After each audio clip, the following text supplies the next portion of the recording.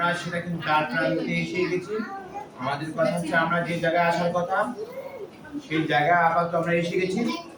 Next যে আমাদের কাজগুলো এখন হবে আপনাদেরকে নিয়ে, বিশেষ করে আমাদের সংস্থা সম্পর্কে কিছু ধারণা প্রদান করা।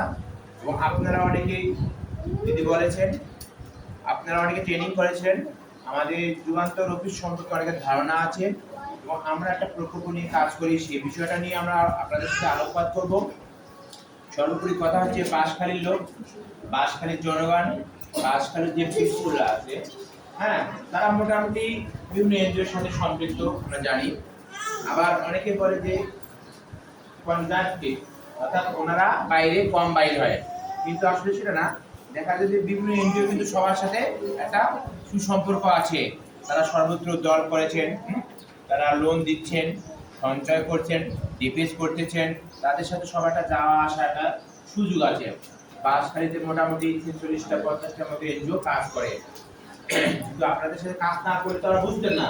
কাজ করে দিতে আপনারা আজকে ঘর থেকে বাইরে এসে, হ্যাঁ, আজকে এই যে চকরিয়ার মতো জায়গায় আমরা আসতে পেরেছি।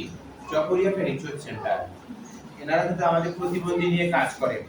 আমরা চাইছি যে আমাদের যে কাজগুলো আমরা করতেছি সেই কাজগুলোর জন্য আমরা যদি আমাদের জনগণকে, আমাদের যে টার্গেট পিপুল আছে তাদের কিন্তু আর একটু সুবিধা দেওয়া যায়, আর একটু অন্যান্য কাজের সাথে ইংগেজ করা যায়, দেখা যাবে যে ওই বাস্তবতার চেয়ে আমরা যে ফিল্ড লেভেলে যে কাজগুলো করব, যেগুলো অবলোকন করব, যেগুলো ফলো করব, যেগুলো আমরা দেখব সচক্ষে, সেটা আমাদের ধারণ ক্ষমতা অনেকটা উপর থাকবে, মনে থাকবে।